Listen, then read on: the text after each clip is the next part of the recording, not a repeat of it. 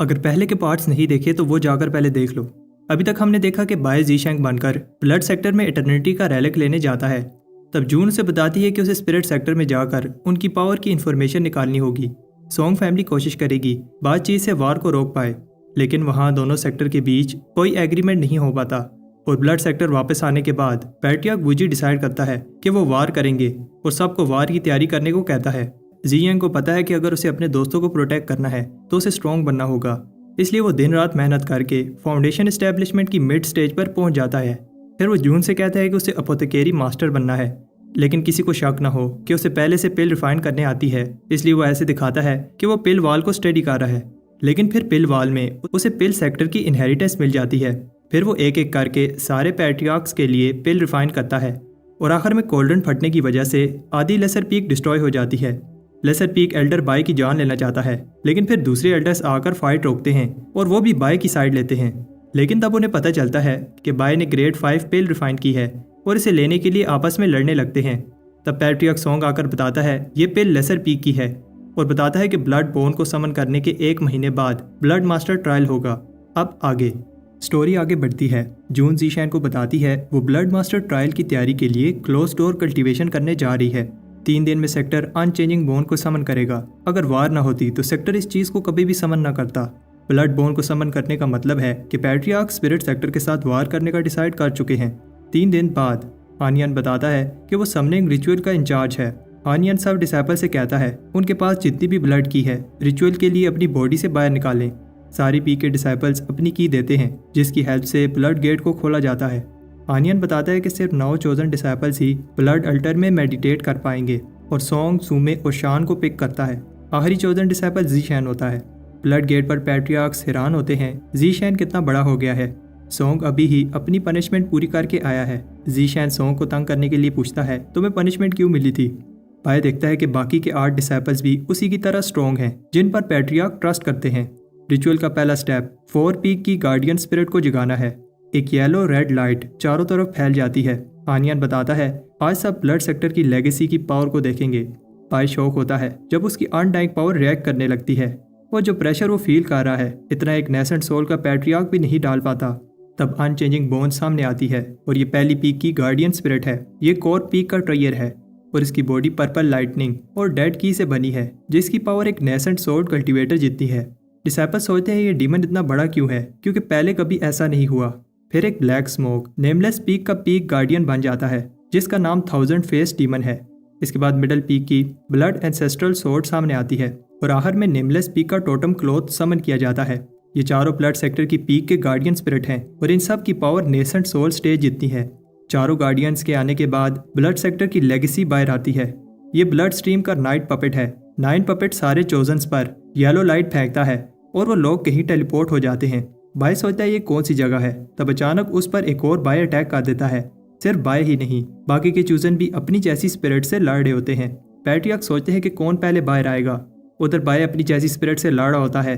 Bye हैरान होता है ये स्पिरिट भी सेम टेक्निक से फाइट कर रहा है, इस तरह तो इसे हराना इम्पॉसिबल होगा।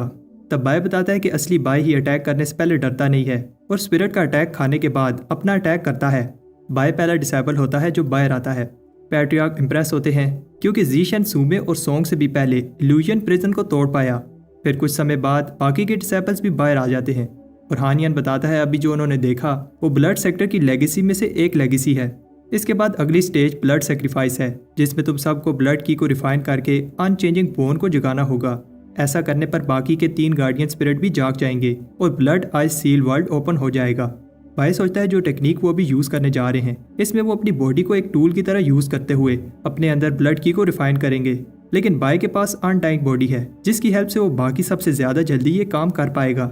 लेकिन सूमे सबसे पहले ड्रॉप बना लेती है, जिसे पैट्रियार्क देखकर इंप्रेस होते हैं क्योंकि ये ड्रॉप बहुत प्योर है। लेकिन अभी भी ऐसे 8 ड्रॉप और चाहिए। तब हमें पता चलता है कि बाय ने अभी तक ड्रॉप क्यों नहीं बनाया। बाय सोचता है यहाँ ब्लड की बहुत ज्यादा है और वो इस चांस को वेस्ट न करते हुए अपनी कल्टीवेशन को बढ़ाने लगता है।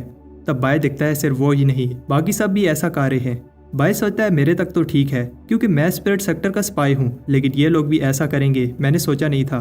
तब बाय सबसे ज्यादा की लेने लगता है। सोंग को ये देखकर गुस्सा आता है और उसे लगता है कि वो ज़ीशैन से भी ज्यादा की एब्जॉर्ब कर सकता है, लेकिन नहीं कर रहा। जीशैन सोंग से कहता है तुम्हें बस बड़ी बड़ी बातें करने आती हैं और सारी की एब्जॉर्ब करने लगता है। सोंग भी हार नहीं मानता। सुमे का फादर वूजी उससे पूछता है तुम क्यों की एब्जॉर्ब नहीं कर रही। सुमे एक्सप्लेन करती है कि वो फाइट नहीं करना चाहती। सुमे को लगता है अगर ये दोनों यहाँ पे थोड़ी सी की एब्जॉर्ब करके थोड़े स्ट्रॉन्ग बन भी जाएं तब भी ब्लड मास्टर ट्रायल में मेरे से नहीं जीत पाएंगे। वूजी दूसरे पैट्रियार्क से कहता है अगर ऐसे ही चलता रहा तो रिचुअल पूरा नहीं हो पाएगा। हानियान भी यही चाहता था कि वो थोड़ी सी ब्लड की लेकर अपनी कल्टीवेशन को बढ़ा पाएं, लेकिन जीशैन दूसरों से कई गुना ज्यादा की एब्जॉर्ब कर चुका है और इसने ड्रॉप बनाना भी बंद कर दिया है। जीशैंग और सोंग की वजह से बाकी सब की एब्जॉर्ब नहीं कर पा रहे। वूजी को बिलीव नहीं हो रहा कि ये दोनों कितने ढीठ हैं। पैट्रियार्क सोंग शांति से ये सब देख रहा होता है। तब बाई कहता है कि वो एक ही बार में अपना 5वां सैवेज गोस्ट कल्टीवेट कर लेगा। सब शौक हो जाते हैं। जो जीशैन ने थोड़ा सा ब्लड ड्रॉप बनाया था उसे भी एब्जॉर्ब कर लिया। सब कहते हैं कि जीशैन पागल हो गया है। और तब अनचेंजिंग बोन में कुछ होने लगता है अनचेंजिंग बोन को गुस्सा आ गया है और हानियान ऑर्डर देता है शाम होने से पहले सब अपना अपना ड्रॉप बना लेना वरना पनिशमेंट मिलेगी। तब शाम होने लगती है और सारे चूजन अपना अपना ब्लड ड्रॉप बनाकर अनचेंजिंग बोन को देते हैं, लेकिन बाय अभी तक अपने सैवेज गोस्ट को कल्टीवेट कर रहा था और अभी ही ब्लड ड्रॉप बनाना शुरू किया है। सब इसका वेट कर रहे होते हैं, लेकिन बाय घबरा रहा होता है क्योंकि अनचेंजिंग बोन को एक्टिवेट करने से वार स्टार्ट हो जाएगी और इससे उसके दोस्तों की जान खतरे में पड़ जाएगी। हानियान गुस्से में कहता है जल्दी करो। बाय को एक आइडिया आता है, लेकिन उसे नहीं पता कि यह काम करेगा या नहीं। बाय उस ब्लड ड्रॉप में अपना थोड़ा सा अनडाइंग ब्लड मिला देता है। बाय को लगता है कि किसी को भी पता नहीं चलेगा क्योंकि ब्लड सेक्टर के जायंट के पास भी यही पावर थी। बाय घबरा रहा होता है क्योंकि हानियान ब्लड को देख रहा है, लेकिन फिर हानियान उस ड्रॉप को अनचेंजिंग बोन में एब्जॉर्ब होने देता है। सब गार्डियन स्पिरिट के जागने का वेट कर रहे होते हैं, लेकिन तब कुछ गड़बड़ हो जाती है। लेकिन फिर अनचेंजिंग बोन शांत हो जाती है। बहुत सारी एनर्जी बाहर निकलती है। अनचेंजिंग बोन स्काई में गायब हो जाती है और बाय फिर से कहीं टेलीपोर्ट हो जाता है। इस स्पेस में कोई आवाज बाय को बुलाती है। तब एक एनर्जी इसके साथ आकर टकराती है। शान जीयांग से पूछता है क्या तुम ठीक हो। बाय को समझ आ जाती है सिर्फ वो ही था जिसने ये इल्यूजन देखा है। रिचुअल के खत्म होने के बाद पैट्रियार्क बताते हैं कि 1 महीने में ब्लड मास्टर ट्रायल होगा। बाय को समझ आ जाती है कि अब वो 1 महीने में इटर्निटी का रैलिक लेकर स्पिरिट सेक्टर वापस जा पाएगा। सबको लगता है कि सोंग अपनी सिस्टर को ट्रायल जीतने में हेल्प करेगा, लेकिन जून की राइवल सुमे अथली वेन फाउंडेशन एस्टेब्लिशमेंट की पीक पर है। सोंग जीशैंग से कहता है कल वो उसे आकर मिले। अगले दिन जीशैंग सोंग से उसके घर मिलने जाता है। सोंग बताता है कि अगर उसकी सिस्टर का ऑर्डर ना होता तो वो कभी भी जीशैंग को सोंग फैमिली की सीक्रेट बेस में ना जाने देता। अंदर उन्हें सोंग फैमिली के दूसरे मेंबर्स वेलकम करते हैं। सोंग बताता है कि उन्हें यहाँ ब्लड मास्टर ट्रायल की इंपॉर्टेंट इन्फॉर्मेशन देने के लिए यहाँ बुलाया गया है। समय बहुत कम है, इसलिए वो रूल्स बताने लगता है। ब्लड मास्टर ट्रायल के 3 राउंड होंगे। दोनों साइड के कैंडिडेट्स अपने साथ बहुत सारे गार्डियंस लेकर जा पाएंगे। सब गार्डियंस की एक ही ड्यूटी होगी कि वो अपने लीडर को ब्लड एंसेस्टर के हार्ट चैम्बर में जाने के लिए हेल्प करें और उन्हें दूसरे ग्रुप के साथ भी लड़ना होगा। जो भी लीडर पहले ब्लड क्रिस्टल लेगा ब्लड मास्टर ट्रायल जीत जाएगा। पहले राउंड में ब्लड एंसेस्टर की अप्रूवल लेनी होगी। पहले जब भी ये ट्रायल हुआ इस स्टेप पर आधे गार्डियन पहले ही टेस्ट से बाहर हो जाते हैं और किसी की जान जाना भी आम सी बात है। सेकंड राउंड में सबको रिसोर्सेज के लिए लड़ना होगा और ये रिसोर्सेज उन्हें आखिरी तीसरे राउंड में हेल्प करेंगे। आखिरी राउंड में बचे हुए गार्डियंस को अपने लीडर की हेल्प करनी है ताकि वो ब्लड चैम्बर में जाकर ब्लड क्रिस्टल ले पाए। सोंग बताता है कि उसे इन्फॉर्मेशन मिली है कि सुमे लास्ट में जिस गार्डियन को पिक करेगी उसका नाम जाली है। सुना है ये फाइटर बहुत बहादुर है जिसके पास मिड लेवल फाउंडेशन एस्टेब्लिशमेंट है। सुमे के पास 2 और गार्डियन भी हैं, जानियान और वू। ये दोनों लेट स्टेज फाउंडेशन एस्टेब्लिशमेंट पर हैं। बाई कहता है ये बहुत डेंजरस लग रहे हैं, लेकिन उसने किसी और का भी नाम सुना था जो इनसे भी ज्यादा डेंजरस है। बाई सही सोच रहा था। फिर सोंग बताता है कि उन्हें जिससे बच कर रहना है उस बंदे का नाम किंग है। उधर वू और जानियान सुमे को बताते हैं कि उन्हें जून के गार्डियन जीशैन से बच कर रहना होगा क्योंकि उसकी पावर्स का सही से नहीं पता और साथ में सोंग से भी। लेकिन उन्हें कोई टेंशन नहीं है क्योंकि उनके पास सबसे स्ट्रॉन्ग वॉरियर है। तब जाली को गुस्सा आता है क्योंकि वो सुमे से जीत नहीं पा रहा और एक पावरफुल अटैक करता है जो किंग इजीली ब्लॉक कर देता है। सोंग बताता है कि किंग 100 साल पहले फाउंडेशन एस्टेब्लिशमेंट स्टेज क्लियर कर चुका था, लेकिन उन्हें नहीं पता कि वो कोर फॉर्मेशन स्टेज में क्यों नहीं जा पा रहा। सोंग को लगता है कि किंग जब चाहे तब कोर फॉर्मेशन स्टेज में जा सकता है। बाय को भी यही लगता है कि किंग अपनी कल्टीवेशन छुपा रहा है। जाली कंट्रोल खोने पर माफी मांगता है, लेकिन फिर खुश होता है जब सुमे बताती है कि उसने उसे आखिरी गार्डियन चुना है। किंग बताता है कि वूजे ने पहले ही सब कुछ प्लान कर लिया है और अब हमें जीतने से कोई नहीं रोक सकता। सोंग कहता है कि हमें संभल कर चलना होगा। तब एक गार्डियन कहता है कि घबराओ नहीं, हमारे पास जी यांग है। और इसे लगता है कि जी यांग किंग से थोड़ा सा ही कमज़ोर है। दूसरे गार्डियंस कहते हैं जी शैंग किंग को संभाल लेगा। जी यांग सोचता है कि कैसे ये लोग मुझे फंसाने की कोशिश कर रहे हैं। जी यांग कहता है कि मैं इतनी बड़ी रिस्पॉन्सिबिलिटी नहीं ले सकता। एक mid stage foundation establishment cultivator एक कोर फॉर्मेशन वाले के साथ कैसे लड़ सकता है। जी यांग कहता है कि वो इस बात से दुखी है कि वो अपने पीक के दूसरे मेंबर्स को प्रोटेक्ट नहीं कर पाएगा। जी यांग को लगता है कि जेन इस काम के लिए सही है, फिर वही है जो किंग को टक्कर दे सकता है क्योंकि ये लेट स्टेज फाउंडेशन एस्टेब्लिशमेंट पर है। जी यांग कहता है कि वो हेल्प करने की पूरी ट्राई करेगा। सुमे को बताया जाता है कि ब्लड एंसेस्टर हमेशा की नींद में सोए हैं, लेकिन फिर भी उनकी बॉडी के पास जाना इतना ईजी नहीं होगा। वो आदमी सुमे को ये मिशन पूरा करने के लिए एक पिल देता है। उधर बाय अपना 6वां सैवेज गोस्ट कल्टीवेट कर लेता है और वो खुश होता है कि वो एक ही महीने में ये कर पाया। जून क्लोज डोर कल्टीवेशन से बाहर आती है। जी यांग पूछता है कि क्या ब्लड मास्टर बनना इतना इंपॉर्टेंट है कि तुमने अपनी हेल्थ की केयर करना छोड़ दिया है। जून बताती है कि मिडल पीक पर कई सालों से सोंग फैमिली ही रूल कर रही है, पीढ़ी दर पीढ़ी। मिडल पीक में जितने भी ब्लड मास्टर आए सब सोंग फैमिली के थे, लेकिन इस बार किसी डील की वजह से सुमे को इस पोजीशन के लिए लड़ने का चांस दिया गया है। हेवनली पाथ फाउंडेशन एस्टेब्लिशमेंट की इन्फॉर्मेशन के बदले उन्हें यह चांस देना पड़ा, लेकिन सोंग हेवनली फाउंडेशन एस्टेब्लिशमेंट नहीं ले पाया। फिर सुमे ने अथली वेन फाउंडेशन एस्टेब्लिशमेंट कर ली थी, इसलिए सिर्फ जून ही है जो उसे हरा सकती है। जून जीशैन से कहती है कि वो इसकी हेल्प करे और प्रॉमिस करती है कि वो उसे ग्रैंड एल्डर की पोजीशन के लिए रिकमेंड करेगी और फिर वो बहुत कुछ कर पाएंगे जो वो पहले नहीं कर सकते थे। जीशैन कहता है कि तुम घबराओ नहीं, मैं तुम्हारी हेल्प करूंगा और बताता है कि मैं इसलिए ये नहीं कर रहा कि मुझे इससे कोई फायदा होगा, मैं ये सिर्फ तुम्हारे लिए कर रहा हूँ। अगले दिन सारे पार्टिसिपेंट्स ट्रायल के लिए रेडी होते हैं। सुमे बताती है कि ये ट्रायल मैं ही जीतूंगी और जून से कहती है कि ट्रायल में मरने से अच्छा है कि हार मान लो। जून कहती है कि वो आज उसका ये घमंड तोड़ देगी। सुमे बताती है कि जून के पास एक गार्डियन कम है। सोंग कहता है कि इससे फर्क नहीं पड़ता, हम ही जीतेंगे। तब सारे पैट्रियार्क्स आते हैं। वूजी बताता है कि सोंग फैमिली ने मिडल पीक पर बहुत कंट्रोल कर लिया है, अब चेंज की बारी है। पैट्रियार्क सोंग कहता है देखते हैं कौन जीतता है। आनियन कहता है कि अभी कंपटीशन शुरू ही नहीं हुआ और तुम लोग अभी से लड़ने लगे हो। आनियन देखता है कि जून के ग्रुप में एक बंदा कम है। वूजी बताता है कि कैसे कोई भी ब्लड मास्टर ट्रायल में अपनी जान सेक्रीफाइस नहीं करना चाहेगा। तब जी यांग आता है जिसने लेजेंडरी ब्लड वॉरियर रोब पहनी होती है। सब इसे देखकर इंप्रेस होते हैं क्योंकि ये रोब कोर फॉर्मेशन एक्सपर्ट का अटैक ब्लॉक कर सकती है। तब हमें दिखाया जाता है कि जाली को एक आदमी बताता है कि तुम्हारा ओपोनेंट जी यांग होगा और वो उसे एक आइटम देता है जो इसकी हेल्प करेगा। जाली उसे थैंक्स कहता है। हम देखते हैं कि वो आदमी पेट्रियार्क खान होता है। अब ट्रायल स्टार्ट होने वाला है, लेकिन जी यांग और सोंग लड़ रहे होते हैं। पैट्रियार्क इन्हें लड़ने से रोकते हैं क्योंकि ये ट्रायल बहुत सीरियस है। न सिर्फ ये दो बड़ी फैमिलीज के बीच कंपटीशन है, इससे सेक्टर का फ्यूचर भी अफेक्ट होगा। तब ब्लड मास्टर ट्रायल की शुरुआत होती है। एक पोर्टल ओपन होता है। जून जीशैंग को बताती है अंदर जाने के बाद ट्रायल का पहला राउंड स्टार्ट हो जाएगा। अंदर ना सिर्फ उन्हें दूसरे डिसाइपल से लड़ना होगा, साथ में अंदर बहुत सारे डेंजरस ब्लड बीस्ट भी होंगे। जून कहती है कि इस टेस्ट में मजा आने वाला है। सुमे कहती है कि हमारा एक ही गोल है, एनिमी को खत्म करना। दोनों चाहते हैं कि कोई भी किसी पर रहम न करे। सारे गार्डियंस अंदर भागते हैं और जून कहती है कि वो उन्हें सेकंड राउंड में मिलेगी। जी जैंग जून से कहता है तुम घबराओ नहीं, मैं सब संभाल लूंगा। बाय को याद आता है कि जून ने उसे कहा था ब्लड सेक्टर जायंट के हाथ पर बना है। सेक्टर की सारी टेक्निक्स सेक्टर के हाथ पर रिसर्च करने के बाद बनाई गई हैं, इसलिए वो जायंट हमारा ब्लड एंसेस्टर है। जायंट के हाथ की वेन्स में आगे बढ़ते हुए हार्ट वाली जगह पर जाकर ब्लड क्रिस्टल ले पाओगे। जिसके पास वो क्रिस्टल है इसका मतलब वो मिडिल पीक पर रूल कर सकता है, क्योंकि क्रिस्टल की हेल्प से तुम मिडिल पीक की सारी ब्लड की को कंट्रोल कर पाओगे। ब्लड ट्रायल के पहले राउंड में बाय सोचता है ये क्या हो रहा है, ब्लड ड्रॉप्स डिसाइपल्स को निगल रहे हैं। सोंग बताता है कि एक ब्लड ड्रॉप 2 गार्डियंस को ट्रायल ग्राउंड में टेलीपोर्ट करेगा और सुमे के सारे गार्डियंस अपने अपने ऑर्ब में जा चुके हैं। इस ब्लड ऑर्ब के पास जाने पर वो तुम्हें अंदर खींच लेगा, लेकिन सेकंड राउंड में जाने से पहले इस ऑर्ब के अंदर जो तुम्हारा ओपोनेंट होगा उसे हराना होगा। सोंग कहता है कि जल्दी से जाओ और सोंग फैमिली की नाक मत कटवाना। तब वो ऑर्ब सोंग को अंदर नहीं लेता। सब शौक होते हैं जब सारे ऑर्ब्स उन्हें छोड़कर जी शैन के गिर्द इकट्ठे होने लगते हैं। जी जैंग कहता है कि मुझे ऐसे क्यों देख रहे हो, मैंने कुछ नहीं किया, और फिर वो ऑर्ब जी जैंग को एंडलेस ब्लड वर्ल्ड में टेलीपोर्ट कर देता है।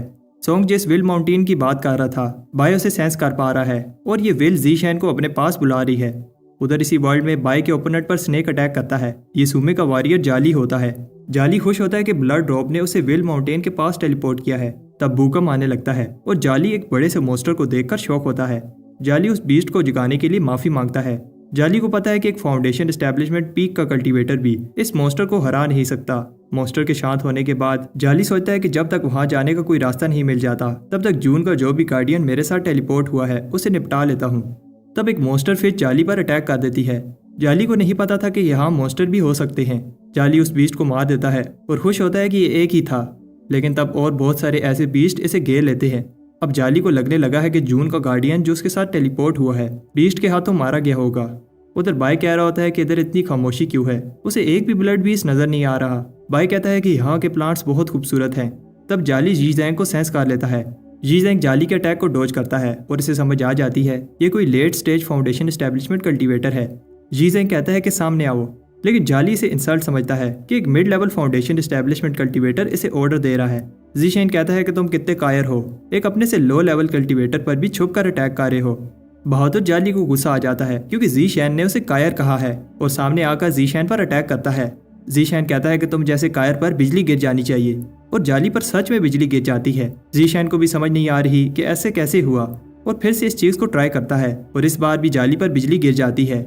जाली हार नहीं मानता और फिर से अटैक करने के लिए रेडी होता है। जीशेन फिर से बिजली को ऑर्डर देता है, जाली पर गिरो। जाली अपनी शील्ड से खुद को प्रोटेक्ट करता है और कहता है कि मुझे नहीं पता कि तुम कौन सी ट्रिक्स यूज कर रहे हो, लेकिन आज तुम्हें मेरे से कोई नहीं बचा सकता। लेकिन फिर उसकी शील्ड टूट जाती है और लाइटनिंग लगने से वो दूर गिर जाता है। जीशेन सोचता है कि क्या मेरी कल्टीवेशन इतनी ज्यादा हो गई है कि अब मैं ये डिसाइड कर सकता हूँ कि कौन जिएगा और कौन मरेगा। वो तो जाली लाइटनिंग की वजह से बहुत इंजर हो गया है। जाली को लगता है कि जीशेन ने कोई ट्रैप लगाया था, जिससे जैसे ही मैंने उस पर पाँव रखा मेरे ऊपर बिजली गिरी। जाली को समझ आ जाती है कि जीशेन एक चालाक लड़का है और वो अपनी कल्टीवेशन को सैक्रिफाइस करता है ताकि अपने ओरा को छुपा सके, और फिर जीशेन को ढूंढने जाता है। उधर जीशेन बोर हो रहा होता है क्योंकि उसे एक भी बीस्ट नहीं दिख रहा। तब उसे पास में कुछ ब्लड बीस्ट नजर आते हैं, लेकिन वो बाय से डरकर भाग रहे होते हैं। बाय को गुस्सा आता है कि कोई भी बीस्ट इस पर अटैक नहीं कर रहा। तब कोई चीज जीशेन को घेर लेती है। जीशेन खुश होता है क्योंकि वो भी एक चीज ट्राई करना चाहता है। और तब जाली जीशेन पर पीछे से अटैक कर देता है। जीशेन अपनी 2 उंगलियों से जाली का अटैक रोक देता है। जाली को बिलीव नहीं हो रहा कि जीशेन में इतनी पावर कहाँ से आई। जाली अपनी कंसीलमेंट टेक्निक यूज करके भाग जाता है। बाय को समझ आ जाती है ये वर्ल्ड उसे ये पावर दे रहा है और सोचता है कि इसकी वजह ये है क्योंकि जायंट और उसका ओरिजिन सेम है, दोनों के पास अनडाइंग बॉडी है। बाय कॉन्फिडेंट हो जाता है क्योंकि इस पावर से वो किसी भी फाउंडेशन एस्टेब्लिशमेंट कल्टीवेटर को चुटकी बजाकर खत्म कर सकता है। उधर जाली बहुत इंजर हो गया है और उसे समझ नहीं आ रही कि जीशेन ये कौन सी पावर यूज कर रहा है। ऐसे मूव उसने पहले कभी नहीं देखे। जाली को समझ आ जाती है कि ये वर्ल्ड जीशेन को प्रोटेक्ट कर रहा है और सोचता है और कोई रास्ता नहीं है। जाली वो गूस्ट बॉडी यूज करने जा रहा है जो इसे पैट्रियार्क ने दी थी। इसकी हेल्प से इसकी कल्टीवेशन थोड़े समय के लिए एक लेवल बढ़ जाएगी।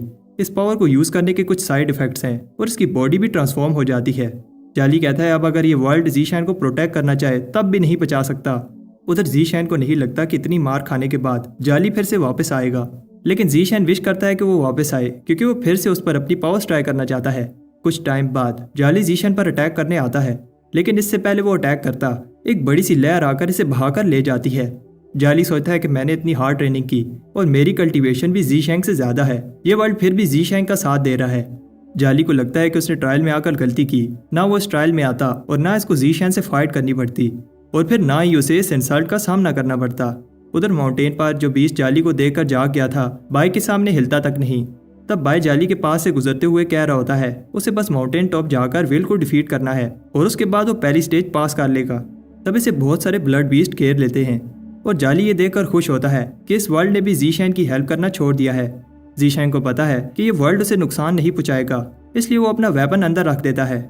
जाली हैरान होता है कि जीशेन क्या कर रहा है, लेकिन तब बीस्ट जीशेन का रास्ता छोड़कर पीछे हटने लगते हैं। जाली को समझ आ जाती है कि अगर तुम बिना वेपन के चुप करके गुजरोगे तो बीस्ट तुम्हारे ऊपर अटैक नहीं करेंगे, लेकिन ऐसा कुछ नहीं होता और बीस्ट इसे देखते ही इस पर अटैक कर देते हैं।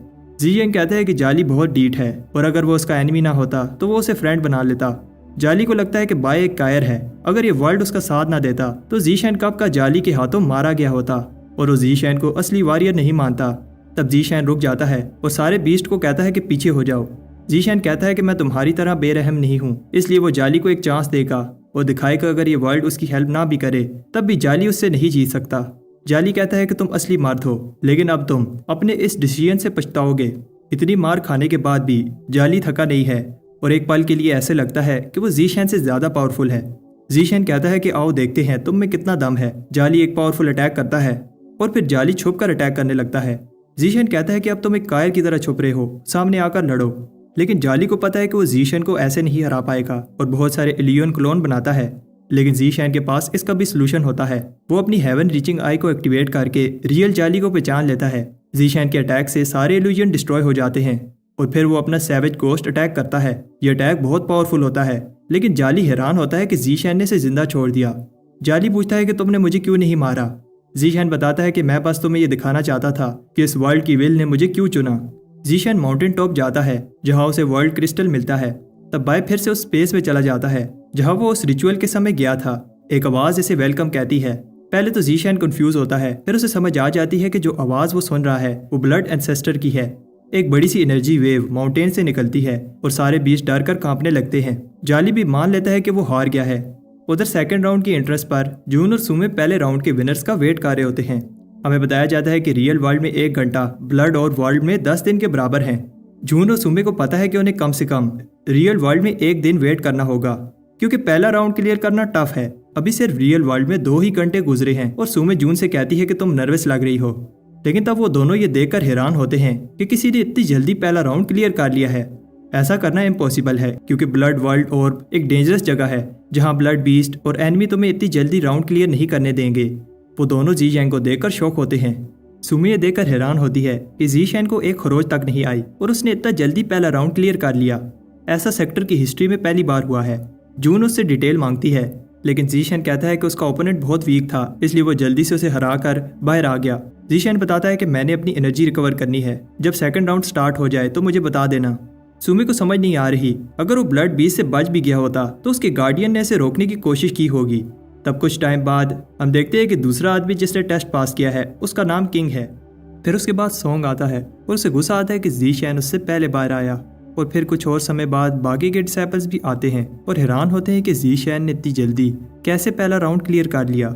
सुमी के गार्डियन कह रहे होते हैं कि जाली बाहर नहीं आया और उन्हें समझ आ जाती है कि जी शैन ने जाली को हरा दिया है। बायस होता है कि इस समय सबकी नज़रों में आना अच्छा नहीं है, इसलिए डिसाइड करता है कि नेक्स्ट राउंड में वो अपनी पावर्स यूज़ नहीं करेगा। सुमी के पास 2 गार्डियन ज़्यादा हैं, लेकिन सॉन्ग कहता है कि घबराओ नहीं, हम ही जीतेंगे। पहला राउंड खत्म हो गया है और अब दोनों लीडर सेकंड राउंड के गेट को खोलते हैं। Second round blood mirror image को देखकर सब हैरान होते हैं कि ऊपर नीचे 2 वर्ल्ड्स हैं। जून एक्सप्लेन करती है कि हम ब्लड इंसेस्टर के ब्लड जॉइंट में खड़े हैं। सुमे बताती है कि अगला राउंड एक टीम फाइट है। हर 2 घंटे बाद किसी रैंडम जगह पर एक की एक्टिवेट होगी और साथ में इस वर्ल्ड को सपोर्ट करने वाला एक पिलर टूट जाएगा। इस वर्ल्ड में 7 पिलर हैं, इसका मतलब 14 घंटे में ये राउंड खत्म हो जाएगा। इस की हेल्प से वो तीसरे राउंड में जा पाएंगे। अगर कोई गार्डियन जीतने वाली टीम से है और इसे की नहीं मिली तो वो सिर्फ ट्रायल से बाहर होगा, लेकिन अगर कोई गार्डियन हारने वाली टीम से है और उसे की नहीं मिली तो इस वर्ल्ड के साथ साथ वो भी यहीं पर डिस्ट्रॉय हो जाएगा। सॉन्ग बताता है कि हमारी टीम में लोग कम हैं, इसलिए हमें ज़्यादा से ज़्यादा मेहनत करनी होगी। ट्रायल शुरू होने लगता है और जून कहती है कि मैं की जमा करने वाला काम तुम लोगों पर छोड़ रही हूँ। जून सुमे को एक डेथ मैच के लिए चैलेंज करेगी। अगर जून जीत गई तो उसी समय उनकी जीत के साथ साथ ये ट्रायल भी खत्म हो जाएगा। सब जून को गुड लक कहते हैं। फिर कुछ टाइम बाद जून सुमे को मिल जाती है और वो इसे और खुद को एक बैरियर में डाल देती है। जून बताती है कि बैरियर तब ही खत्म होगा जब हम दोनों में से कोई एक हारेगा। सुमे अपने गार्डियंस को की ढूंढने का कहती है और जून को बताती है कि तुमने मुझे अपने साथ इस बैरियर में बंद करके गलती की है। तब पहला पिलर टूट जाता है और अब 2 घंटे में पहली की ढूंढनी है। सारे गार्डियन की ढूंढने लगते हैं, लेकिन सुमे का एक गार्डियन एक माउंटेन पर खड़ा होता है और बताता है कि ये 2 घंटे जी शैन के आखिरी पल होंगे। बायस होता है कि उसे पहली की नहीं लेनी चाहिए, क्योंकि जिसके पास पहली की होगी सब उसके पीछे पड़ जाएंगे। बायस होता है कि वो एनर्जी वेस्ट नहीं करेगा और बाद वाले राउंड में चांस मिलते ही की ले लेगा। तब रेड डॉट्स बनने लगते हैं और ये रेड डॉट्स बताएंगे कि किस जगह की बनेगी। बायस होता है कि जिसके पास भी की बनेगी वो तो गया। तब बाय हैरान होता है जब सारे रेड डॉट्स इसके पास की बनाने लगते हैं। एक लाइट बीम से सबको पता चल जाता है कि की कहाँ है और सब की लेने के लिए भागते हैं। बाय भागने वाला होता है, लेकिन डिसाइपल्स इस पर अटैक कर देते हैं। तब बाय किसी तरह बचकर भाग जाता है। डिसाइपल्स की को पकड़ने की कोशिश करते हैं, लेकिन वो उनके हाथ नहीं आती। उधर बाय भाग रहा होता है, लेकिन सुमे का गार्डियन हुआ उस पर अटैक कर देता है। बाय को समझ नहीं आती कि हुआ की को छोड़कर मेरे पीछे क्यों लगा है। हुआ बताता है कि अभी और भी कीज बनेगी, लेकिन वो पहले जी शैन को नर्क भेजेगा। जी शैन को पता है कि ये लोग ऐसे नहीं मानेंगे और बताता है कि वो एक आम डिसाइपल नहीं है और अपनी पावर्स दिखाता है। तब जी शैन देखता है कि की उसका पीछा कर रही है। सुमे का गार्डियन की लेने वाला होता है, लेकिन सॉन्ग इसे आकर रोकता है। सॉन्ग की को जून के दूसरे गार्डियन को देता है। जी शैन कहता है कि मैं इसे संभाल लूंगा, तुम की लेकर जाओ। तब दूसरा पिलर भी टूट जाता है। सॉन्ग सबसे कहता है कि दूसरी की ढूंढने जाओ। लेकिन सब हैरान होते हैं जब दूसरी की भी जीशैन के पास बनने लगती है। जीशैन की से बचकर भागता है और कहता है कि ये मेरा पीछा क्यों कर रही है, मैंने ब्लड मास्टर नहीं बनना। उधर जानियान जीशैन की पावर से इंप्रेस होता है कि जीशैन ने हुआ को इतनी इजीली हरा दिया, लेकिन उसे पता है कि जीशैन जितनी एनर्जी यूज कर रहा है अगली स्टेज में पहुंचने से पहले ही थक जाएगा। उसे लगता है कि जीशैन अब उनके लिए कोई खतरा नहीं है। किंग फिर भी उसे अलर्ट रहने का कहता है। उधर सुमे और जून भी फाइट कर रहे होते हैं और उनकी फाइट को देखकर पता चल रहा है कि वो दोनों कितने पावरफुल हैं। उधर सब जीशैन का पीछा कर रहे होते हैं और उन्हें यह बात अजीब लगती है कि की जीशैन का पीछा कर रही है। जून भी ये बात नोटिस करती है और जीशैन से कहती है कि की लेकर भागो और दूसरे गार्डियन से कहती है कि जीशैन को प्रोटेक्ट करो। बाई सोचता है कि की लेने से मेरा प्लान खराब हो जाएगा, लेकिन उसे जून का ऑर्डर मानना होगा क्योंकि जून ही उसे ब्लड मास्टर हॉल में इटर्निटी का रेलिक लेने में हेल्प कर सकती है। बाई की ले लेता है और जून के गार्डियन इसे प्रोटेक्ट करते हैं। बाई हैरान होता है कि की उसकी बॉडी में एब्जॉर्ब होने लगती है। बाई का क्रिस्टल सी चेंज होने लगता है और किसी को भी समझ नहीं आ रही कि जीशैन के साथ क्या हो रहा है। की एनर्जी वेव गायब हो जाती है और जीशैन की बॉडी ग्लो करने लगती है। बाई सोचता है ओ शिट, अगर जून के गार्डियंस को पता चला कि की मैंने एब्जॉर्ब की है तो वो मुझे नहीं छोड़ेंगे। बाई सबसे कहता है कि घबराओ नहीं, ये मेरी एक सीक्रेट टेक्निक है कि मेरे पास सेफ है और इस टेक्निक की वजह से कोई भी इस की एनर्जी वेव को सेंस नहीं कर पाएगा। सब हैरान होते हैं क्योंकि बिना एनर्जी वेव के कोई भी की को ट्रैक नहीं कर पाएगा। सुमे अपने ग्रुप से कहती है कि जीशैन को पकड़ो, उसे जाने मत देना। सॉन्ग सुमे के गार्डियंस को रोकता है लेकिन ये बहुत सारे होते हैं और जीशैन भी लड़ रहा होता है। जीशैन पर चारों तरफ से अटैक आ रहे होते हैं। जीशैन उन्हें डॉज करता है लेकिन उसे नहीं पता था ये एक ट्रैप था और जीशैन एक सेल ट्रैप में फंस जाता है। इस सेल की वजह से जीशैन की ब्लड की ब्लॉक हो जाती है, अब वो अपनी पावर यूज नहीं कर पाएगा। तब सॉन्ग जीशैन की हेल्प के लिए आता है। सॉन्ग इसे भागने को कहता है लेकिन तब और बहुत सारे सुमे के गार्डियंस इन्हें घेर लेते हैं। सॉन्ग बताता है कि वो सिर्फ अपनी सिस्टर के लिए उसकी हेल्प कर रहा है और वो दोनों एनिमीज से लड़ते हुए एक दूसरे की इंसल्ट कर रहे होते हैं, लेकिन एनिमीज खत्म होने का नाम ही नहीं ले रहे। वो डिसाइड करते हैं कि दोनों अलग डायरेक्शन में भागेंगे ताकि एनिमी कंफ्यूज हो जाए। तब सॉन्ग देखता है कि वो आगे नहीं जा सकता क्योंकि आगे रास्ता खत्म हो गया है। अब वो एक बड़ी प्रॉब्लम में फंस गया है, लेकिन तब कोई इसे पकड़कर पीछे खींच लेता है। हम देखते हैं कि जीशैन ने उसे बचा लिया था। जीशैन बताता है कि वो अगले 2 घंटे के लिए इसी केव में वेट करेंगे। तब कुछ टाइम बाद अगला पिलर भी टूट जाता है और एनिमीज फिर से उनका पीछा करने लगते हैं, लेकिन तब ग्राउंड 2 हिस्सों में बढ़ जाता है और एनिमीज सॉन्ग वाली साइड से आ रहे होते हैं।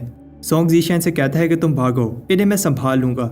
जीशैन ऐसे इसे छोड़कर नहीं जाना चाहता क्योंकि सुमे का सारा ग्रुप इधर ही आ रहा है।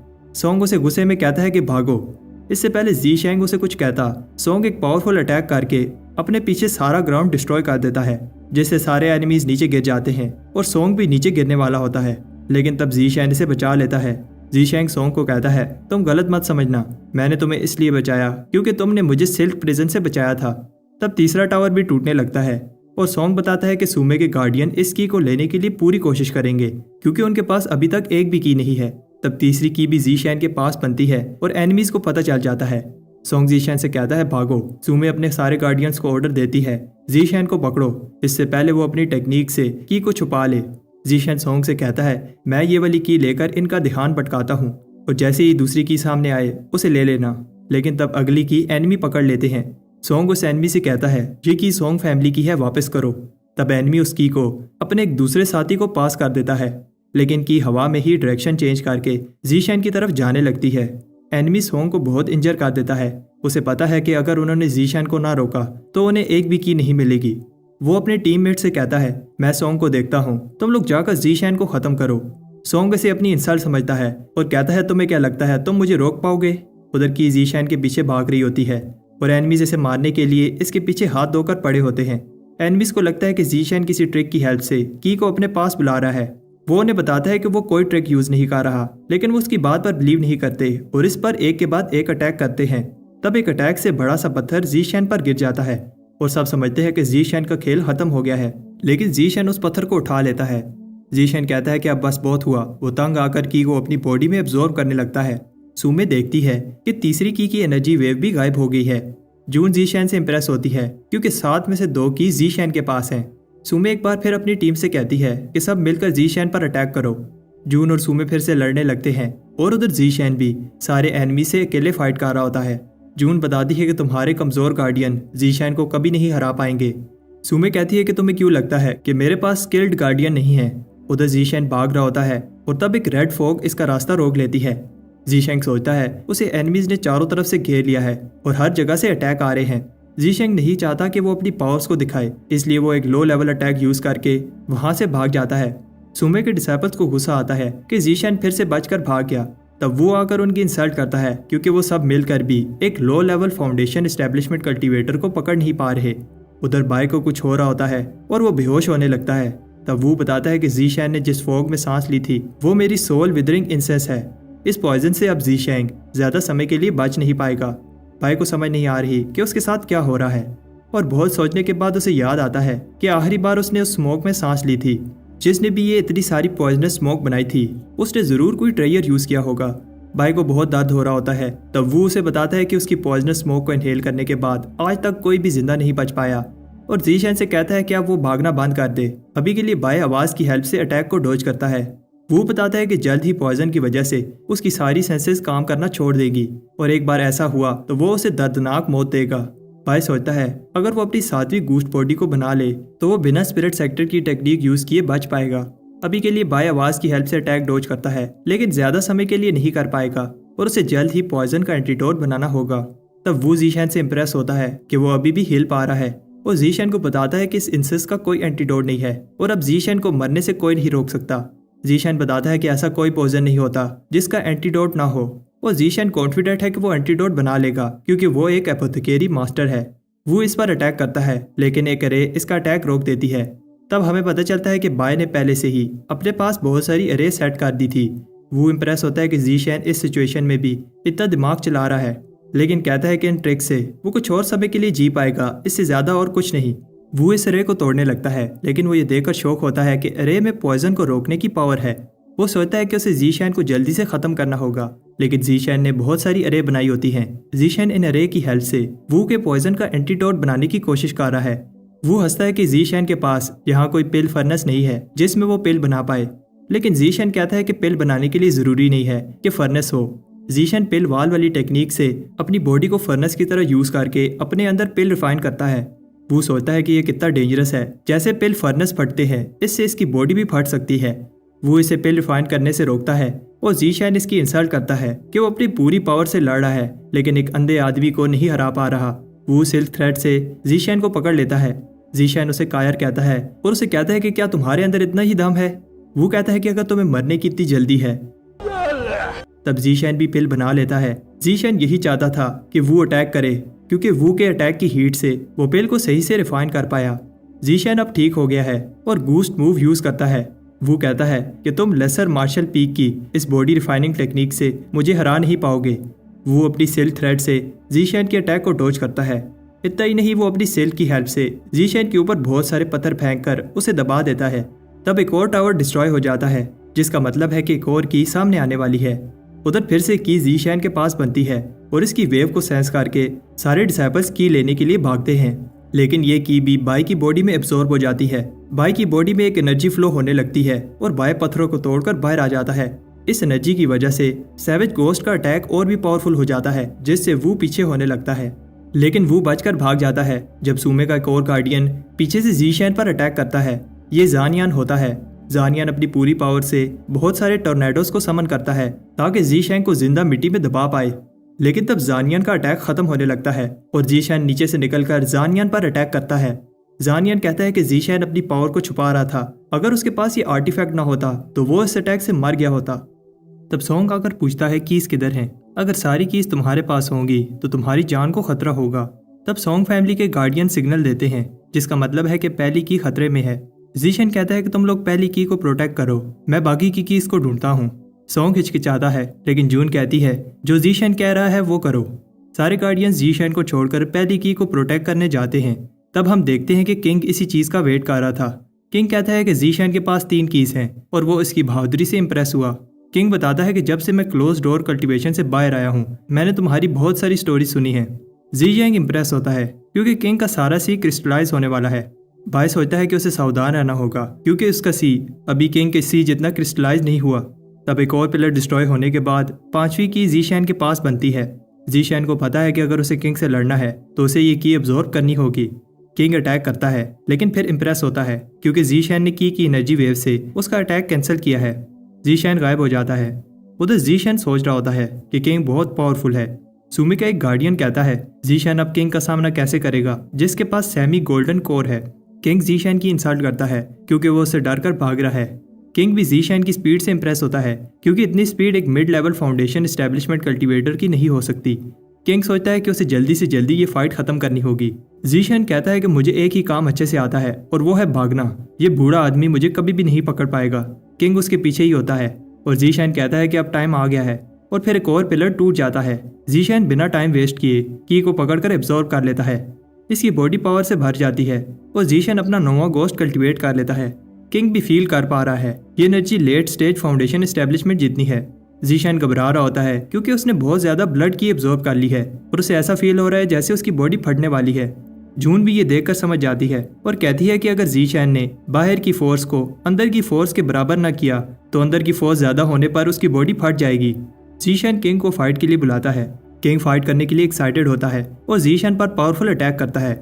जीशन उसकी सारी सोर्स को ब्लॉक कर देता है और फिर किंग इससे भी ज्यादा पावरफुल अटैक करता है लेकिन वो भी जीशन रोक लेता है। जीशन कहता है कि अगर ये गोल्डन कोर की पावर है तो वो इम्प्रेस नहीं हुआ और कहता है कि वो एक ही अटैक से किंग को खत्म कर देगा। किंग कहता है कि मैं तुम्हारा ये घमंड तोड़ता हूँ। दोनों की स्वॉर्ड टकराती हैं और किंग को समझ नहीं आ रही कि जीशन उसके साथ बराबर कैसे लड़ रहा है। इतना ही नहीं जीशन और पावर लगाकर किंग को पीछे धकेल देता है। जीशन किंग को फाइट के लिए बुलाता है। किंग मान लेता है कि जीशन पावरफुल है और इसे पता है कि अभी भी जीशन अपनी पावर को छुपा रहा है। कोई छुप कर इनकी फाइट देख रहा होता है और अगर किंग ने और फाइट की तो सुमे का प्लान खराब हो जाएगा, इसलिए वो वहां से चला जाता है। जीशैंग खुश होता है कि किंग चला गया क्योंकि उसे जो की से एनर्जी बूस्ट मिला था वो खत्म हो गया है। तब जीशन कहता है कि जो भी है बाहर आओ। वो आदमी इंप्रेस होता है कि जीशन किंग के साथ बराबर लड़ा था। जून की इस गार्डियन का नाम जैन है और वो जीशन को प्रोटेक्ट करने के लिए उसका पीछा कर रहा था क्योंकि जीशन के पास 5 कीज हैं। जीशन कहता है कि हम एक ही टीम हैं और मिलकर प्रॉब्लम का सामना करेंगे। जीशन जैन से कहता है कि मेरे पास 5 कीज हैं, इसलिए अगली की तुम ले लेना। जीशेंग कहता है कि मुझे अपनी इंजरी सील करनी है, इसलिए मुझे प्रोटेक्ट करो। जीशेंग सोचता है कि जैन सही समय पर आया क्योंकि वो की एनर्जी वेव से किंग को रोक पा रहा था और अब अगर वो सारे सैवेज गोस्ट की पावर भी यूज करता तो किंग को हराना इम्पॉसिबल था। जीशेंग खुश होता है कि इस बैटल से उसकी हाफ डीमन बॉडी स्टेबल हो गई है। जीशेंग को पता है कि वो ये कीज इसलिए एब्जॉर्ब कर पाया क्योंकि उसका ब्लड इंसेस्टर के साथ रिलेशन है। जीशेंग ब्लड इंसेस्टर से कहता है कि वो अगली की जैन को दे दे ताकि जून ब्लड मास्टर ट्रायल जीत पाए। वहां हम देखते हैं कि सोंग का ग्रुप पहली की को प्रोटेक्ट कर रहा होता है ताकि सुमे का ग्रुप एक भी की ना ले पाए। उधर जून सुमे को पकड़ लेती है लेकिन सुमे एक आर्टिफैक्ट की हेल्प से बाहर निकल जाती है। तब एक और पिलर टूटने लगता है और जैन जीशैन को याद दिलाता है कि उसने क्या प्रॉमिस किया था। जैसे ही की बनती है जीशैन उसे कहता है कि जल्दी से पकड़ लो क्योंकि ये की मेरे पीछे आएगी, लेकिन जैन इसे देख रहा होता है और की जीशैन के अंदर गायब हो जाती है। जैन को समझ नहीं आ रही कि क्या हो रहा है। जीशैन पूरी कोशिश करता है कि वो की को एब्जॉर्ब ना करे। फिर जीशैन की कल्टीवेशन को बढ़ता देखकर जैन समझ जाता है कि जीशैन की इसको छुपा नहीं रहा था बल्कि एब्जॉर्ब कर रहा था। जीशैन को समझ नहीं आती कि की एकदम से कैसे एब्जॉर्ब हो गई। तब जैन इस पर अटैक कर देता है। जैन कहता है कि तुमने हमें धोखा दिया है। जीशैन कहता है कि ऐसा नहीं है। उधर सोंग फैमिली के गार्डियंस की को प्रोटेक्ट कर लेते हैं लेकिन तब सोंग के हाथ से की निकलकर उड़ जाती है। उधर जीशैन जैन को समझाने की कोशिश करता है कि उसने जानबूझकर की एब्जॉर्ब नहीं की, लेकिन जैन उसकी बात पर बिलीव नहीं करता। जीशैन कहता है कि अगर तुम मेरी बात नहीं सुनना चाहते तो मैं कुछ नहीं कर सकता। जीशैन अपनी पावर को समन करता है। जैन समझ जाता है कि जीशैन अपनी पावर्स को छुपा रहा था, लेकिन जैन डरता नहीं है और कहता है कि अगर मैं मरूंगा तो तुम्हें साथ लेकर जाऊंगा। जैन भी अपनी पावर्स को समन करता है। दोनों पावर्स टकराती हैं लेकिन जीशैन ज्यादा पावरफुल होता है और जैन हार जाता है। जैन कहता है कि तुम मुझे मार दो वरना मैं सबको बता दूंगा जो तुमने किया है। जीशैन कहता है कि मैं तुम्हें मार सकता हूँ लेकिन इसलिए नहीं मार रहा क्योंकि हम दोनों ही सोंग फैमिली मेंबर्स हैं, और एक बार फिर बताता है कि उसने जानबूझकर की एब्जॉर्ब नहीं की। तब सोंग फैमिली के गार्डियंस की का पीछा करते हैं जो जीशैन के पास जा रही होती है। तब जैन सारी स्टोरी बताता है कैसे बाय सारी कीज को एब्जॉर्ब कर रहा था और वो सबसे कहता है कि कीज को जीशैन के पास ना जाने देना, लेकिन देर हो जाती है और की जीशैन की बॉडी एब्जॉर्ब कर लेती है। बाय सोचता है कैसे उसकी बॉडी ने सारी की एब्जॉर्ब कर ली और आखिरी सैवेज गोस्ट भी बनने जा रहा है। सोंग को समझ नहीं आ रही कि कीज गायब कैसे हो सकती हैं। कीज के बिना कोई भी थर्ड राउंड में नहीं जा पाएगा और 7वें पिलर के साथ साथ ये वर्ल्ड भी डिस्ट्रॉय हो जाएगा और हम सब भी यहाँ मारे जाएंगे। तब जीशैन की आंख खुलती है। सुमे कहती है कि कीज के बिना उसका प्लान और भी इजी हो गया है। सोंग सबको ऑर्डर देता है जीशैन को मार दो, और जून को समझ नहीं आ रही ये जीशैन क्या कर रहा है। जीशैन अटैक को डॉज करते हुए बताता है कि उसने जानबूझकर कीज एब्जॉर्ब नहीं की। सब कह रहे होते हैं आज वो इस डीमन ये को नहीं छोड़ेंगे। जेन जीशेंग की स्पीड से इंप्रेस होता है। बाय को समझ नहीं आ रही कि हर बार उसके साथ ही ऐसा क्यों होता है। उसने जानबूझकर कीज एब्जॉर्ब नहीं की। बाय सबकी सोर्ड्स को वापस फेंककर गायब हो जाता है। जीजेंग कहता है ये अच्छा है कि उसके पास अनडाइंग स्किन है, छोटी मोटी इंजरीज जल्दी से हील हो जाती हैं। तब सब घबराने लगते हैं क्योंकि समय खत्म होने वाला है और 2 घंटे में वर्ल्ड डिस्ट्रॉय हो जाएगा। जीशेंग को पता है कि दोनों फैमिलीज इसे ब्लेम करेंगी। बाय सोचता है कि वो स्पिरिट सेक्टर की टेक्निक यूज नहीं कर सकता, लेकिन अनडाइंग बॉडी की पूरी पावर यूज करने के लिए पहले उसे अपना आखिरी सैवेज गोस्ट कल्टिवेट करके अपनी हाफ डीमन बॉडी को कंप्लीट करना होगा। तब सोंग फैमिली के गार्डियंस जीशेंग को स्वॉर्ड केज अरे में बंद कर देते हैं। सोंग बताता है ये हमारी फैमिली की एक सीक्रेट टेक्निक है जिससे एक फाउंडेशन एस्टेब्लिशमेंट और उससे नीचे का कल्टीवेटर बाहर नहीं आ सकता। जीशेंग बताता है कि उसने जान पूछकर कीज एब्जॉर्ब नहीं की, लेकिन सोंग बिलीव नहीं करता और अब जीशेंग की जान लेना चाहता है। जीशेंग बताता है कि मैं भी सोंग फैमिली का हिस्सा हूँ और बताता है कि उसने सोंग फैमिली को धोखा नहीं दिया। सोंग बताता है कि मैंने कभी नहीं माना कि तुम सोंग फैमिली का हिस्सा हो और अब हम सब तभी बच सकते हैं जब तुम मरोगे और तुम्हारी बॉडी से कीज निकलेंगी। तब जून सोंग को रोकती है और बताती है कि मेरी परमिशन के बिना कोई भी दूसरे सोंग फैमिली मेंबर की जान नहीं ले सकता। सोंग को बिलीव नहीं हो रहा कि अभी भी उसकी सिस्टर जीशेंग का साथ दे रही है और पूछता है क्या तुम चाहती हो कि हम सब यहाँ मर जाएं? जीशेंग कहता है कि बाहर जाने का कोई ना कोई दूसरा रास्ता होगा। सोंग कहता है कि जब तक तुम जिंदा हो और कीज तुम्हारे पास हैं हम बाहर नहीं जा सकते। वो सब जून की बात नहीं मानते और जीशेंग को मारने के लिए अटैक रेडी करते हैं। वो सब मिलकर एक बड़ा सा अटैक बनाते हैं जिसके प्रेशर से जीशेंग घुटनों पर आ जाता है। सोंग एक पावरफुल ड्रैगन से अटैक करता है जो सबकी पावर से मिलकर बना है। उधर जून सुमे से लड़ रही होती है और जीशेंग की हेल्प नहीं कर पाती। जीशेंग कहता है मैं ये बता कर थक गया हूँ कि ये मेरी गलती नहीं है, लेकिन अब मैं रहम नहीं करूंगा और उनकी सारी की एब्जॉर्ब करके आखिरी सैवेज गोस्ट कल्टीवेट करने लगता है। उधर सुमे जून पर भारी पड़ने लगती है। ऐसा इसलिए क्योंकि जून फाइट पर ध्यान देने की जगह जीशेंग का सोच रही है। सुमे बताती है कि जीशेंग की बॉडी में कुछ है और जून से कहती है कि तुम्हें भी ये बात पता है, अगर जल्द ही जीशेंग को ना रोका तो हम सब इधर मर जाएंगे। तब जून बैरियर को खोल देती है। उधर जीशेंग भी बड़ी मुश्किल से अटैक को रोकता है। सोंग हैरान होता है कि जीशेंग अभी भी ढीठ की तरह अटैक रोक रहा है और उस पर और प्रेशर डालता है। जीशेंग सबको थैंक्स कहता है क्योंकि उसने 10 गोस्ट कल्टीवेट कर लिए हैं। जीशेंग अपनी 10 गोस्ट हेवनली बॉडी को एक्टिवेट करता है। तब स्मोक हटने के बाद जीशेंग की बॉडी ट्रांसफॉर्म हो जाती है। सोंग फिर से वही अटैक करता है, लेकिन जीशेंग अपनी डीमन बॉडी से अटैक रोक देता है। सब जीशेंग की पावर को देखकर घबरा रहे होते हैं और सोचते हैं कि आखिर जीशेंग ने कितनी पावर छुपा रखी है। सोंग को बिलीव नहीं होता कि जीशेंग ने उसकी ओरिजिन ब्लड सोर्ड को तोड़ दिया। जून सबसे कहती है अगर किसी ने फाइट की तो उसे पनिशमेंट मिलेगी, लेकिन सोंग अभी भी जीशेंग को मारना चाहता है और सुमे भी अपने गार्डियन से कहती है जीशेंग पर अटैक करो। जीशेंग उन्हें बताता है कि अब वो उन पर रहम नहीं करेगा। सारे एनिमी की लेने के लिए उसका पीछा करते रहे, तब तो कोई उसकी हेल्प के लिए नहीं आया और जीशेंग ने बार बार बता चुका है कि उसने जानबूझकर कीज को एब्जॉर्ब नहीं किया। वर्ल्ड डिस्ट्रॉय होने वाला है और वो कोई दूसरा रास्ता ढूंढने की जगह उसकी जान लेना चाहते हैं। जीशेंग कहता है कि जिसमें दम है आकर कीज ले लो। सुमे देखती है कि जीशेंग बाई की तरह फाइट कर रहा है। जीशेंग किसी पर भी रहम नहीं करता और सबको मारने लगता है। तब 2 घंटे पूरे हो जाते हैं और अब वर्ल्ड डिस्ट्रॉय होने लगता है। ग्रेविटी भी खत्म होने लगती है और सबको समझ आ जाती है कि अब उनका अंत पास है। तब जैन मरने से पहले जीशेंग से बदला लेना चाहता है, लेकिन उसकी बॉडी स्टोन की बनने लगती है। जून देखती है कि एक एक करके सारे गार्डियंस ऐसे ही मरने लगते हैं। सुमे बताती है कि ये सब जीशेंग की गलती है क्योंकि उसने सारी कीज एब्जॉर्ब की हैं। अब सुमे एस्केप टोकन की हेल्प से अपने टॉप गार्डियंस को लेकर बाहर निकल जाएगी और अब इसे ब्लड मास्टर बनने से कोई नहीं रोक सकता। जून बताती है ये रूल्स के अगेंस्ट है, कोई भी ब्लड मास्टर टोकन की कॉपीज नहीं बना सकता। सुमे कहती है कि एक बार वो ब्लड मास्टर बन गई तो किसको फर्क पड़ेगा अगर उसने एक छोटा सा रूल तोड़ दिया।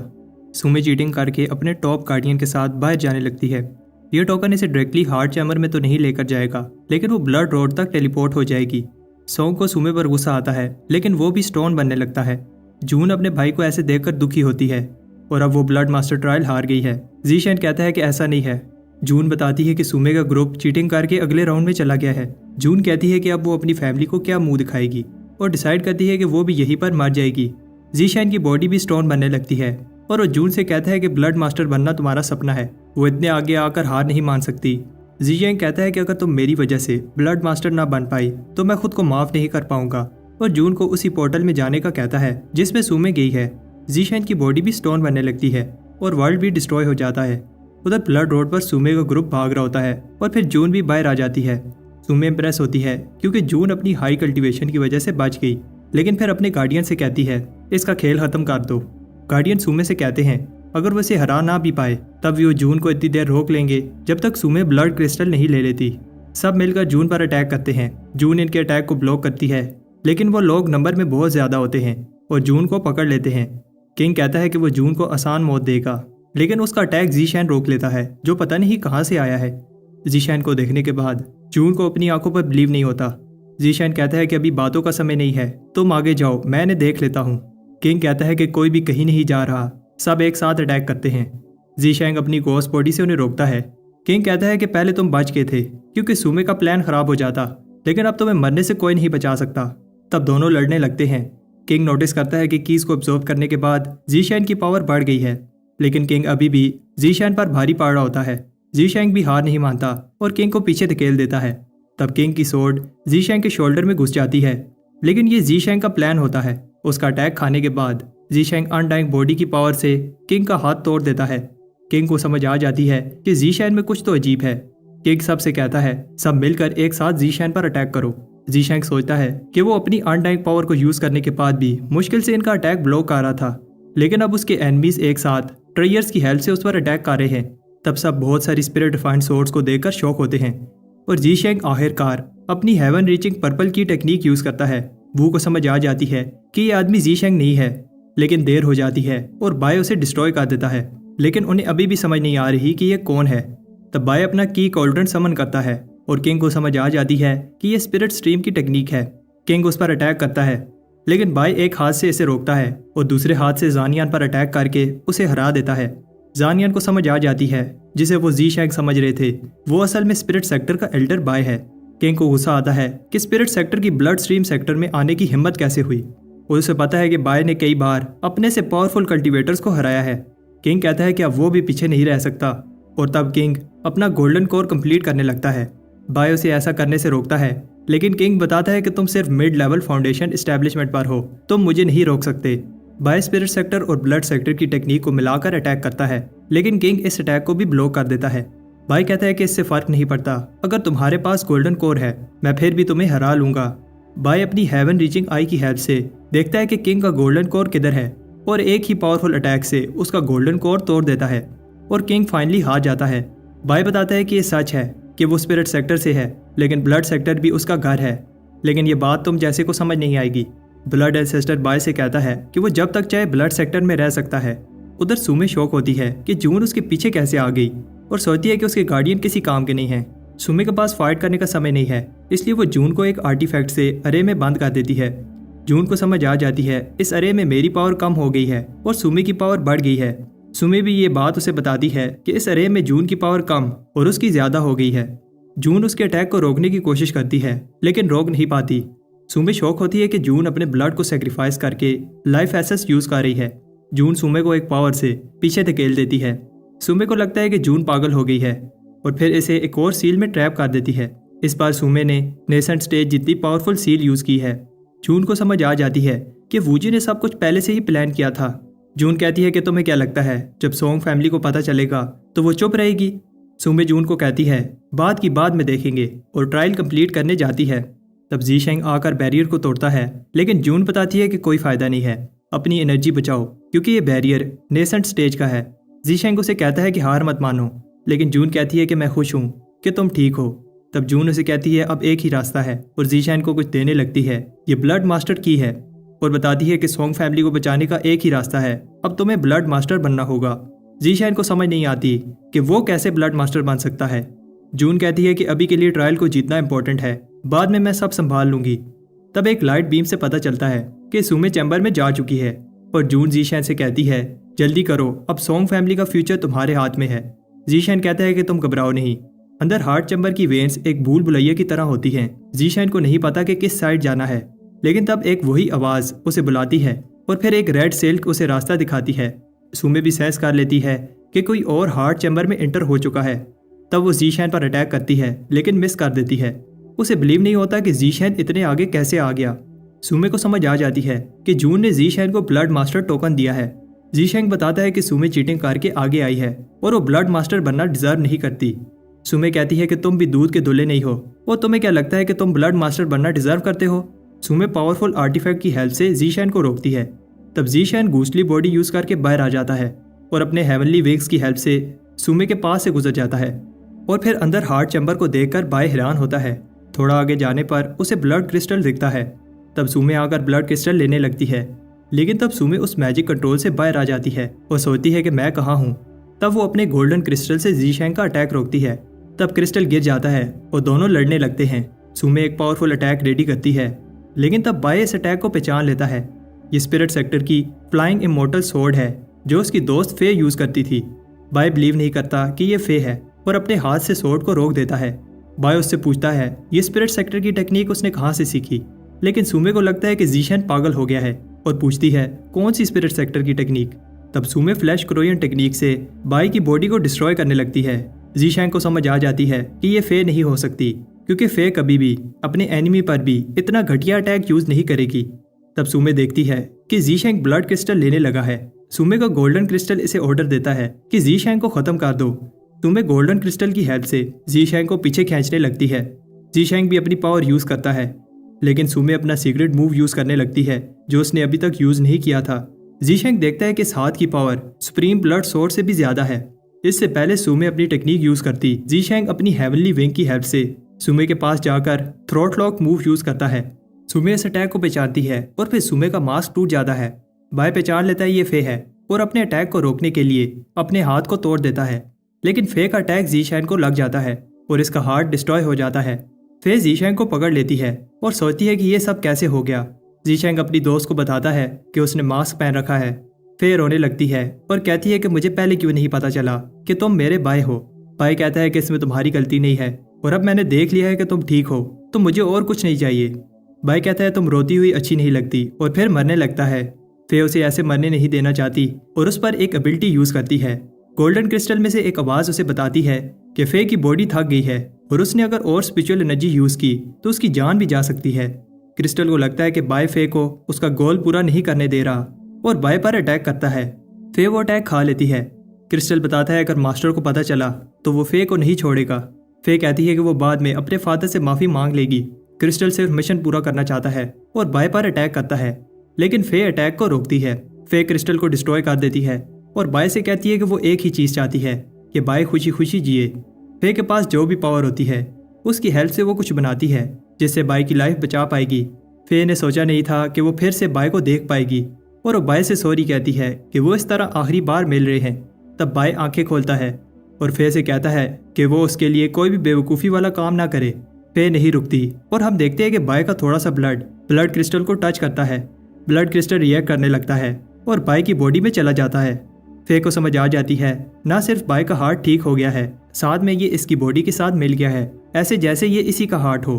तब बाय आंखें खोलता है और फे को पास बुलाता है, लेकिन फिर कोई फोर्स इसे खींचने लगती है। बाय बताता है कि ब्लड एंसेस्टर उसे बुला रहे हैं और फे से कहता है कि वो उसका वेट करे। बाय के जाने के बाद फे सोचती है कि वो जितना बाय के पास रहेगी बाय उतनी ही प्रॉब्लम में पड़ जाएगा। तब फे अपने मार्क को टच करके अपनी सारी मेमोरी सील कर देती है। उधर बाय सोच रहा होता है कि वो फे को ज़्यादा वेट नहीं करवाना चाहता। तब एक आवाज़ बाय को कंग्रेचुलेशन कहती है कि उसे जो चाहिए था मिल गया है। तब हमें दिखाया जाता है कि सेकंड राउंड में क्या हुआ था। बाय कहता है कि वो ऐसे नहीं मार सकता और वो नहीं चाहता कि और कोई भी मरे। तब उसी समय ब्लड एंसेस्टर ने उसकी आवाज़ सुन ली थी और उसे बचा लिया था और अब बाय वही चीज़ फील कर रहा है जब वो पहली बार ब्लड सेक्टर में आया था। ट्रायल के बाय डिसेबल शॉक होते हैं क्योंकि उनकी कल्टीवेशन रुक गई है और उनकी ब्लड की उनकी बॉडी से निकलने लगती है। पैट्रियार्क्स बताते हैं कि जो भी ट्रायल को जीतता है उसका फेस ट्रायल खत्म होने के बाद सामने आता है, लेकिन पहले कभी इतना बड़ा ब्लड क्लाउड नहीं बना। तब सॉन्ग पोर्टल से बाहर आता है। उसे आखिरी पल जो याद था तब वो स्टोन बन गया था। पैट्रियार्क जानना चाहते हैं कि ट्रायल कौन जीता। सॉन्ग को याद आता है कि सुमे ने उन्हें हरा दिया था। तब जून बाहर आती है और अपने भाई को जिंदा देखकर इमोशनल हो जाती है। सॉन्ग पूछता है कि कौन जीता। वूजी कहता है कि अगर जून नहीं जीती इसका मतलब सुमे जीत गई है, लेकिन तब सुमे भी बाहर आ जाती है और होश में नहीं होती। किसी को भी समझ नहीं आ रही कि अगर दोनों ब्लड मास्टर कैंडिडेट हार गए हैं तो फिर ब्लड क्रिस्टल किसने लिया है। जून को समझ आ जाती है कि ब्लड मास्टर कौन है, लेकिन तब कुछ होने लगता है। सारे डिसाइपर इसके प्रेशर से घुटनों पर आ जाते हैं। पैट्रियार्क्स बताते हैं कि ब्लड क्रिस्टल मिडल पीक की इनहेरिटेंस है और ये जो प्रेशर वो फील कर रहे हैं एक ब्लड मास्टर का है। तब सब जीशैंग का फेस देखकर शॉक होते हैं। उधर बाय एंसेस्टर को हेल्प करने के लिए थैंक्स कहता है। बाय जानना चाहता है कि उसका ब्लड एंसेस्टर के साथ क्या रिलेशन है और तब ब्लड एंसेस्टर कहता है अब वो उसके साथ अपनी आखिरी मेमोरी शेयर करेगा। बाय देखता है ये अनडाइंग पावर का पहला स्क्रॉल है जो वो सीख चुका है, लेकिन इसमें कुछ चीज़ें डिफरेंट हैं। फिर सेकंड स्क्रॉल सामने आता है, ये सेम ही है, लेकिन तब एंसेस्टर बाय को अनडाइंग पावर का तीसरा स्क्रॉल अनडाइंग टेंडन दिखाता है। इसे प्रैक्टिस करने के बाद इसके मसल्स भी खुद ही हील हो जाएंगे और हर मसल को ट्रेन करने पर लाइफ 10 साल इंक्रीज हो जाएगी। चौथा स्क्रॉल भी सामने आता है, अनडाइंग बोन, जिसे प्रैक्टिस करने पर इसकी बॉडी और स्ट्रॉन्ग हो जाएगी। इसके बाद आखिरी स्क्रॉल जो कि अल्टीमेट टेक्निक है, अनडाइंग ब्लड। अनडाइंग स्किन बायर की बॉडी को प्रोटेक्ट करेगी। अनडाइंग फ्लैश इंजर होने के बाद हील हो जाएगा। अनडाइंग बोन्स पावरफुल बॉडी को सपोर्ट करेंगी और अनडाइंग ब्लड जो कि पावर का सोर्स बनेगा। बाय को समझ आ जाती है कि अब उसे कंप्लीट अनडाइंग टेक्निक मिल गई है। बाय को वो मेमोरी दिखती है जिस दिन एंसेस्टर रिवर में गिरा था। एंसेस्टर को सिर्फ एक ही चीज़ की फिक्र थी कि कोई इसकी अनडाइंग पावर इनहेरिट कर पाए। बाय इनहेरिटेंस लेने के लिए रेडी है और एंसेस्टर को इनहेरिटेंस देने के लिए थैंक्स कहता है। तब बहुत सारी पावर इसकी बॉडी में जाने लगती है। एंसेस्टर बाय को बताता है एक बार बाय सारे अनडाइंग स्क्रॉल मास्टर कर ले तो इस वर्ल्ड में बहुत कम लोग ऐसे होंगे जो उसे मार पाएंगे। इनहेरिटेंस कंप्लीट होने के बाद बाय सारे ब्लड सेक्टर वालों को देख पा रहा है। सुमे का फादर उसे कहता है साइड पर चलो बात करनी है। बाय हैरान होता है कि वो ब्लड सेक्टर की सारी जिंदा चीज़ों को सेंस कर पा रहा है। उसे ऐसा फील हो रहा है जैसे सब बाय की कल्टीवेशन एब्जॉर्ब करके जिंदा रह रहे हैं। बाय को समझ आ जाती है अब वो दूसरा ब्लड एंसेस्टर बन गया है। बाय सोचता है कि कैसे वो सिर्फ इटर्निटी का रेलिक लेने आया था लेकिन ब्लड मास्टर बन गया। उसे समझ आ जाती है कि उस मिस्टीरियस बूढ़े आदमी को पता था कि ऐसा ही होगा और सोचता है कि वो उस आदमी की पावर को इमेजिन भी नहीं कर सकता। बायर पैट्रियार्क्स कहते हैं कि हम किसी एक के हाथ में ब्लड सेक्टर का कंट्रोल नहीं दे सकते। वो सारे डिसाइपल्स को ऑर्डर करते हैं ब्लड डीमन ज़ीशैंग को पकड़ो। ज़ीशैंग को पैट्रियार्क का अटैक लग जाता है और फिर बहुत सारे डिसाइपल्स इसे घेर लेते हैं। बाय को पता है कि उसके पास ब्लड एंसेस्टर की पावर है लेकिन फाउंडेशन एस्टेब्लिशमेंट स्टेज पर वो सारे पैट्रियार्क से नहीं लड़ पाएगा। ज़ीशैंग को समझ आ जाती है अगर उसे ब्लड सेक्टर में जिंदा रहना है तो किसी को भी पता ना चले कि उसके पास ब्लड एंसेस्टर की पावर है। तब बाय को एक इम्पोर्टेंट काम याद आता है और वो वहाँ से गायब हो जाता है। वूजी कहता है कि वो कई सालों से एक परफेक्ट प्लान बना रहे थे लेकिन फेल हो गया और अब हम कभी भी सोंग फैमिली से आगे नहीं निकल पाएंगे। सुमे एक और चांस मांगती है लेकिन वूजी से याद दिलाता है उन्हें जो चांस मिला था उसके लिए भी उन्हें बहुत ज़्यादा प्राइस पे करनी पड़ी थी। तब वूजी बताता है कि 800 साल पहले क्या हुआ था। वूजी ने 9वीं टाइड से भी ज़्यादा पावरफुल चीज़ सेंस की थी। ये पावर उस स्पिरिट की थी जो बाय को अबिस में मिली थी। उस लड़की ने वूजी से पूछा था क्या तुम हेवनली वेन की पावर चाहते हो। उस लड़की को पता था कि वो पावर कैसे मिलेगी लेकिन वूजी हेवनली वेन नहीं ले पाया और इस राज को छुपाने के लिए उसने अपने और दूसरे सेक्टर के सारे डिसाइपल्स को मार दिया। वूजी ने दू फैमिली के लिए सोंग फैमिली को ये सीक्रेट दिया जिसके बदले सुमे को ब्लड मास्टर बनने का चांस मिला। सुमे अपने फादर से माफ़ी मांगती है लेकिन वूजी कहता है कि अब सॉरी करने का क्या फ़ायदा और पूछता है कि बताओ ट्रायल में क्या हुआ था। लेकिन जब सुमे याद करने की कोशिश करती है तो वो पैनिक होने लगती है और सोचती है मैं कौन हूँ। तब वूजी सुमे को गिरने से बचाता है और उसे समझ आ जाती है कि एक पावर ने सुमे की मेमोरीज को सील कर दिया है। वूजी नेसेंट सोल स्टेज पर है लेकिन वो भी पहले ये सुमे की बॉडी में सेंस नहीं कर पाया। बाहर गार्ड्स ज़ीशैंग से कहते हैं कि तुम अंदर नहीं जा सकते। तब ज़ीशैंग अंदर आ जाता है और वूजी सुमे से पूछता है कि तुम्हारे और ज़ीशैंग के बीच में क्या हुआ था। सुमे को बस इतना याद है कि ज़ीशैंग उसके साथ हार्ट चैम्बर में आया था और उसके बाद उसे कुछ याद नहीं है। वूजी कहता है कि तुम्हें अपनी मेमोरी लॉस को सीक्रेट रखना होगा और फिर कभी तुम ज़ीशैंग से नहीं मिल सकती। ज़ीशैंग कहता है कि वो बस सुमे से बात करना चाहता है लेकिन पैट्रियार्क ऑर्डर देते हैं कि ज़ीशैंग को बाहर निकालो। ज़ीशैंग को समझ नहीं आ रही कि पैट्रियार्क उसे सुमे से क्यों नहीं मिलने दे रहे और सोचता है कि पैट्रियार्क ऐसे इसलिए कर रहा है क्योंकि सोंग और दू फैमिली में लड़ाई चल रही है। तब पैट्रियार्क वूजी बाहर आता है और गुस्से में ज़ीशैंग से कहता है कहा ना तुम सुमे से नहीं मिल सकते। वूजी को नहीं पता कि ट्रायल में क्या हुआ है और ज़ीशैंग ब्लड मास्टर बन गया है। इसका मतलब ये नहीं है कि वो जब चाहे मेरे घर आ सकता है। ज़ीशैंग इतने प्रेशर के बाद भी खड़ा होने की कोशिश करता है और वूजी से कहता है कि तुम्हारी लड़ाई सोंग फैमिली से है तो मुझे और सुमे से मिलने से क्यों रोक रहे हो। ज़ीशैंग वूजी पर अटैक करता है लेकिन पैट्रियार्क बताता है कि ज़ीशैंग को अपनी पावर पर बहुत घमंड है और ज़ीशैंग को पीछे धकेल देता है। वूजी कहता है कि तुम्हें क्या लगता है अगर तुम ब्लड मास्टर बन गए हो इसलिए मैं तुम्हें नहीं मार सकता और अपना हाथ हिलाता है जिससे ज़ीशैंग का अटैक रुक जाता है। ज़ीशैंग कहता है कि सुमे तुम्हारी स्लेव नहीं है जो तुम उसे किसी से मिलने से रोक सको। ज़ीशैंग अपनी पावर को समन करता है लेकिन वूजी इस पावर को इजीली रोक देता है। ज़ीशैंग कहता है कि वो सुमे को एक बार देखना चाहता है।